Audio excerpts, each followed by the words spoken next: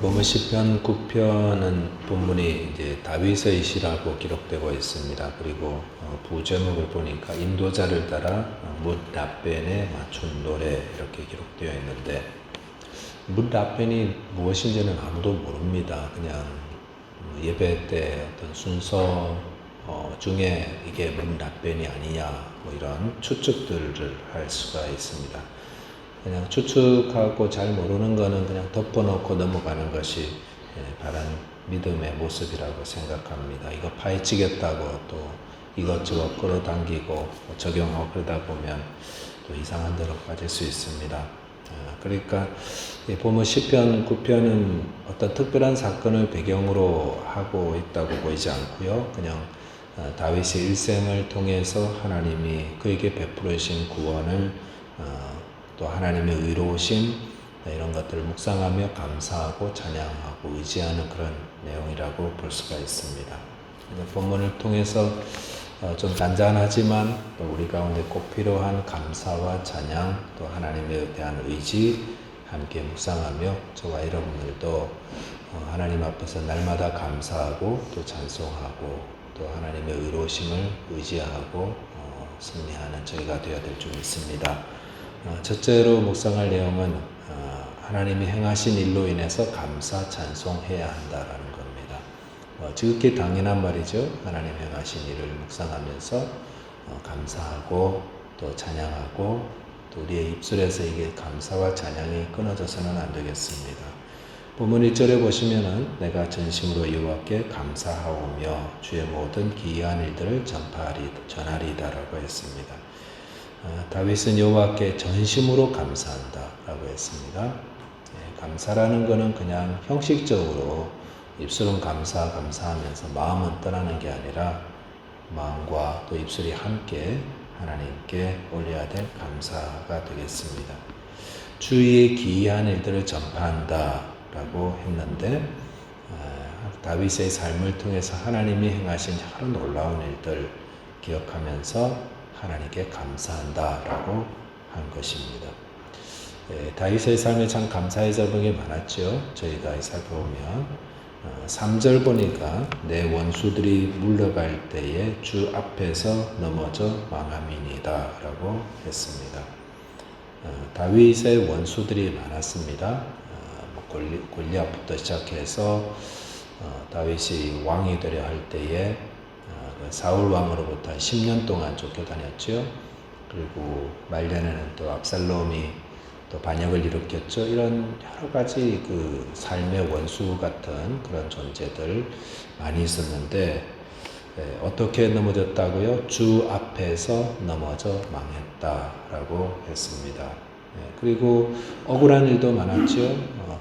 그럴 때마다 누가 다윗을 변호해 줬냐면은 4절에도 주께서 나의 의와 송사를 변호하셨다라고 하셨고, 6절에도 원수가 끊어져 영원히 멸망하였사오니 주께서 무너뜨린 성읍을 기억할 수 없습니다 라고 하고, 7절에도 여호와께서 심판을 위해서 보좌를 준비하셨다. 그러니까 다윗의 삶 가운데 여러 가지 어려움들이 많았는데, 다윗은 어떻게 고백하냐면 그거 다 주님께서 다 해결해 주셨다라고 고백하면서 감사하고 있습니다.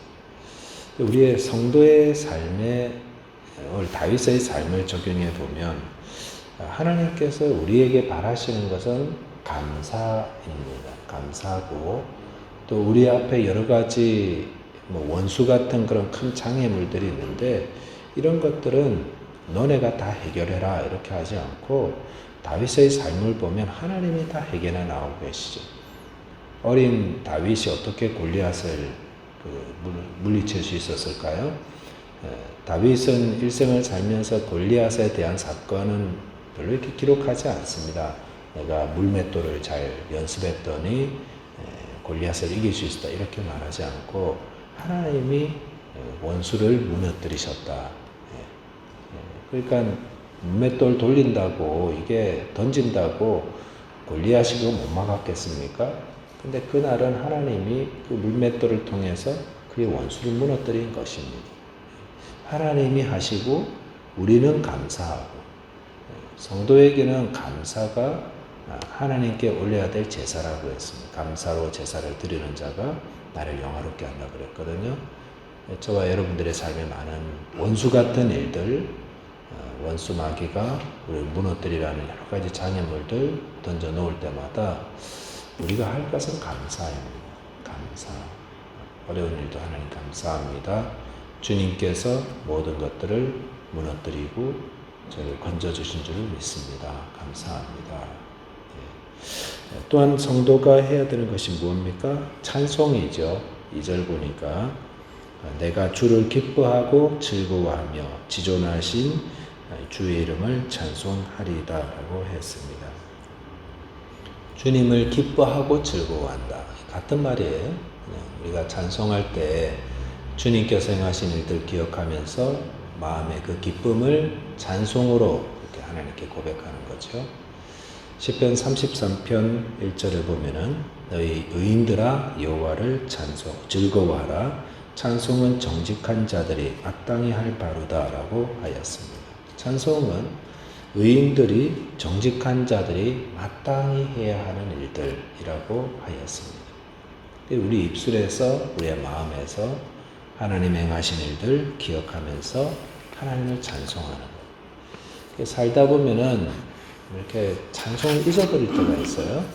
그래서 입술의 찬송, 하나님 찬송해야 되는데 이런 것들 잊어버릴 때가 있는데 다시 한번 되돌아봐야 됩니다. 하나님 찬송합니다. 하나님 감사합니다. 이후에 천국 올라가서 주님의 입을 배울 때 오늘 불렀던 찬송, 이런 찬송들을 우리 좀 끊이지 말고 듣는 것도 참 중요하고 내 삶 가운데 찬송으로 하나님께 영광 돌리는 것은 성도의 마땅한 일이다. 정직한 자의 마땅한 일이다. 하나님 행하신 일들 기억하고 또 고백하는 자들 마땅히 찬송한다. 그래서 저와 여러분들의 입술에 오늘도 감사와 찬송, 어떤 일 앞에서도 이게 다 끊어지지 아니하고 늘 고백하고 또 찬송을 통해 하나님께 영광 돌리게 되시기를 바라겠습니다. 두 번째는 하나님을 찾는 자를 하나님 버리지 않는다라는 사실입니다. 하나님 찾는 자를 하나님 버리지 않는다. 이 대명제와 같은 말씀이에요. 대명제. 이거는 정말로 흔들리지 않는 진리 같은 말씀이죠. 누구든 하나님 찾으면 하나님 버리지 않는다. 본문 10절 말씀 여호와여 주의 이름을 아는 자는 주를 의지하오리니 이는 주를 찾는 자들을 버리지 아니하심이니이다 라고 했습니다. 정말로 위로가 되는 말씀이에요. 정말로 위로가 돼요. 우리가 평생에 붙들어야 될 말씀이에요.